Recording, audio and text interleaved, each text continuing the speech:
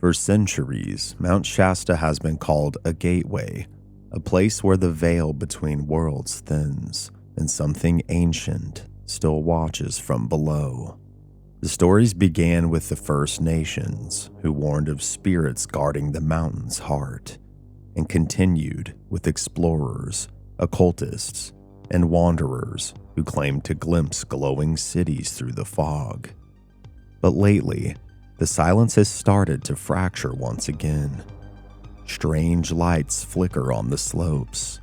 Military helicopters circle with transponders off, and hikers vanish, leaving only melted snow in perfect circles where they once stood.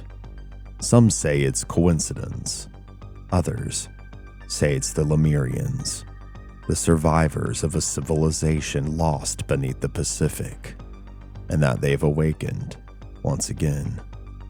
Tonight, we return to the mountain that defies explanation to uncover the new evidence, the forbidden documents, and the chilling testimonies that suggest something impossible is stirring beneath the ice.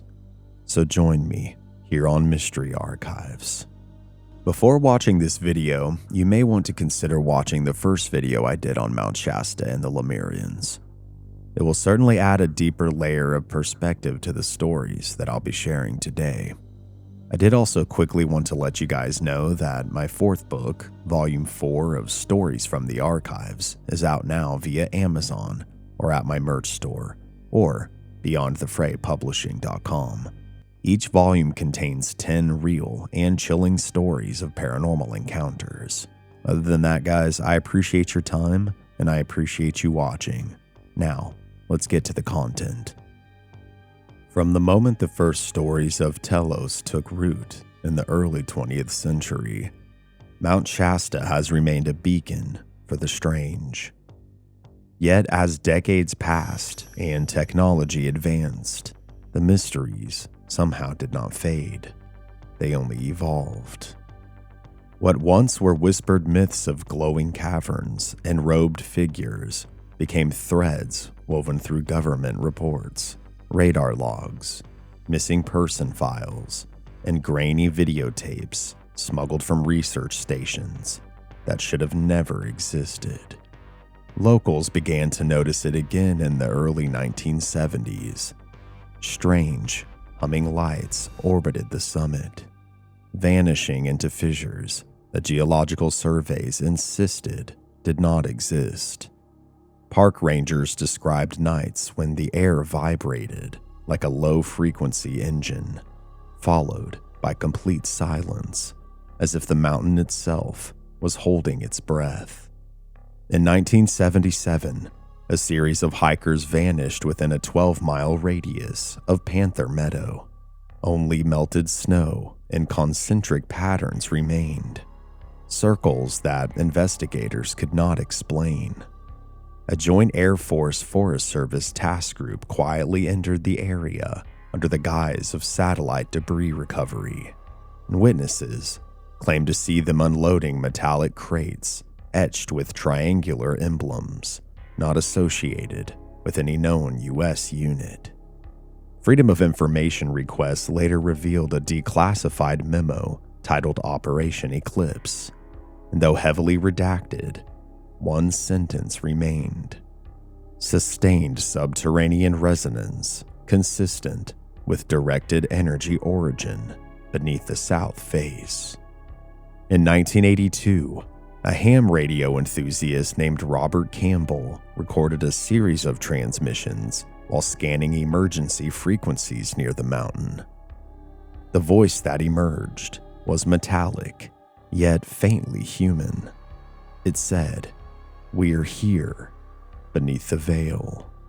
The Telos still breathes."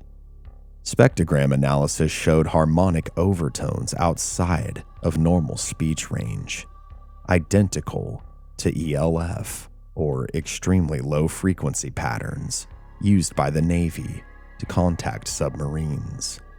Campbell's radio melted 2 days later, and his house burned down that same week, and no cause for either was ever determined.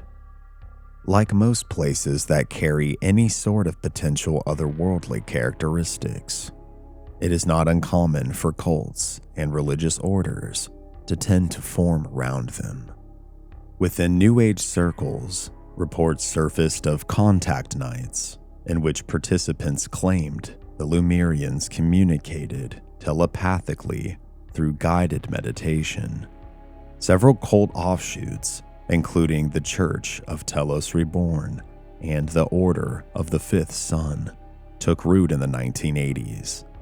Their doctrine mixed the writings of Frederick Oliver with the space-age mysticism of Ashtar Command. But among their members, disappearances became routine. Between 1985 and 1992, at least 9 devotees were reported missing after pilgrimages to Mt Shasta. Their tents were found empty, their journals abruptly ending mid-sentence with phrases like, "The gate is open." In 1995, satellite thermal imaging revealed heat anomalies beneath Shasta's southern slope. The readings indicated an internal structure emitting energy equivalent to a small reactor. Official statements attributed it to geothermal vents. Yet the coordinates matched precisely with the 1930s sightings reports of Edward Larkin, where he claimed to have seen temples of light. Whistleblowers from nearby Beale Air Force Base later described a classified program named Deep Singularity. Its objective: to study non-terrestrial infrastructure within continental volcanic formations. One anonymous source confessed that Shasta was their primary site. He spoke of seismic scanners detecting hollow geometry that shifted position, as if the mountain's interior was alive and moving. When reporters pursued the story, every one of their articles was pulled within 48 hours. Since 2008, hikers have posted thousands of images showing luminous spheres hovering near the peak. Infrared analysis shows these orbs emit structured light, not reflection. In 2016, a pilot flying from Medford to Redding recorded a glowing ring forming over Shasta, expanding to several miles before collapsing inward. Moments later, radar contact was briefly lost. UFO researchers propose the mountain acts as a trans-dimensional aperture, powered by the very crystalline network described in A Dweller on Two Planets. Indigenous Karuk and Modoc elders, meanwhile, warn that the Lemurians are guardians of that rift, not extraterrestrial visitors, but survivors of an older Earth, maintaining balance between our realm and another.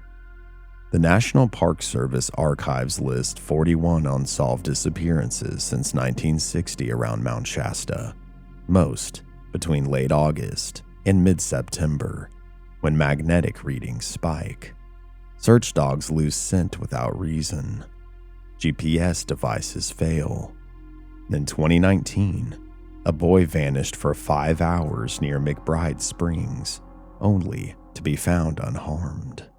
He told rescuers that a tall white man took me underground to see the glowing sun. His body temperature was normal, despite freezing conditions.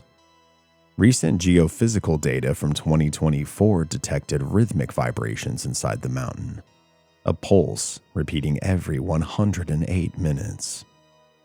Physicists dismissed it as magma resonance, yet frequencies recorded match those found in Schumann resonances, the Earth's natural electromagnetic heartbeat.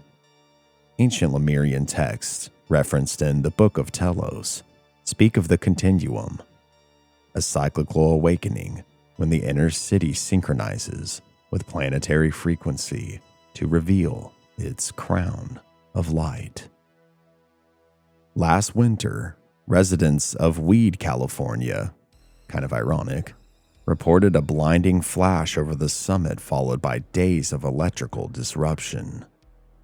Photographs taken at 3:12 a.m. show a vertical column of light piercing the clouds. One frame captures faint silhouettes within the beam. They were humanoid, elongated, and appeared to be robed. Officials blamed atmospheric reflections from SpaceX satellites, but who knows if that's indeed what it was. So I received an email several months ago from an individual named Daniel who wanted to share his captivating personal story surrounding Mount Shasta. I will go ahead and share that with you now. This took place July 17th, 2003. Our first trip to Mount Shasta, we all stayed at a hotel on the side of Mount Shasta. There were 3 of us, myself, my wife, and our good friend Paul. I had awakened from my slumber at about 6 a.m. as we were going to go hiking on the mountain that day. As I was waking up, I became instantly aware that I heard a very strange and unusual music.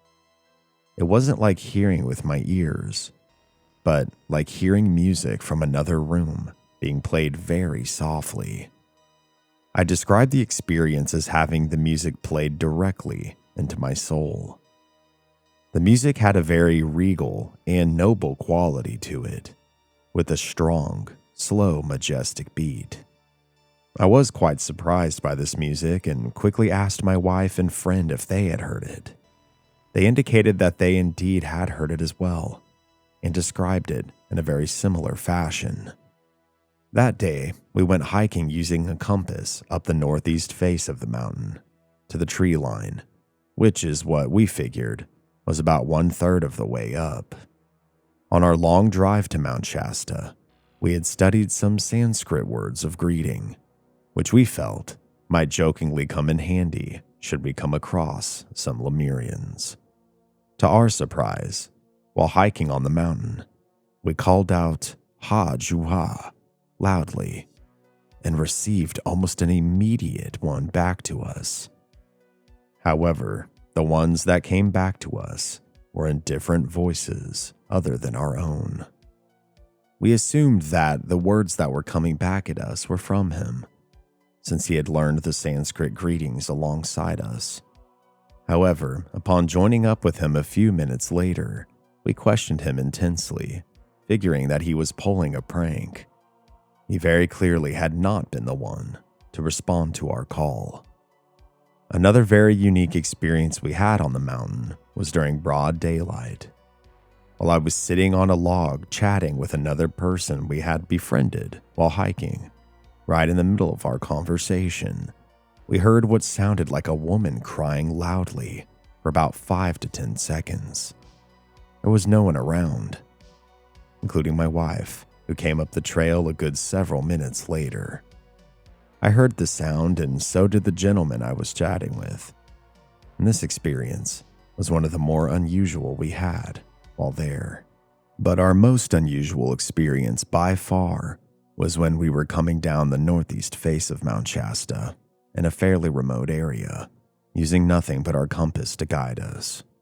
There were no trails at all in this immediate area. We had reached relatively level ground and had come to a beautiful open meadow area.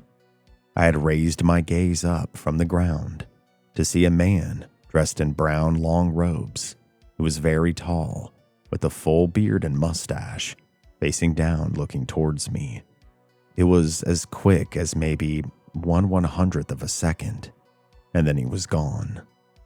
In the split second that I saw this man, I gave out quite a knee-jerk reaction shriek as I was caught off guard.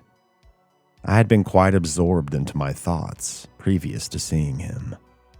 My wife and friend Paul had not been looking in the same direction and had not seen the man, unfortunately.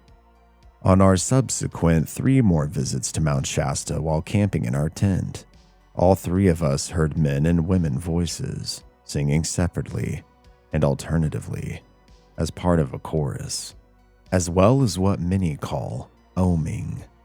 In all occurrences, It would seem like the hearing of the music was played directly to our souls, not heard with our ears necessarily. Also, it was heard most clearly when we were drifting off to sleep, although we heard the oming even while we were awake. And this was while we were camped deep into and near Military Pass Road with an incredible view of Mt Shasta. I remember going outside of the tent to see if I would be able to hear the oming, and I could still hear it ever so faintly. We explored a lava cave known as Pluto Cave, with ceilings as high as about 10 to 12 feet. Part of the cave ceiling had already fallen in. We then hiked back as far into the mountain cave as we could, into the pitch blackness. It was at this point that we all felt like we were being surrounded by unseen entities on either side of us.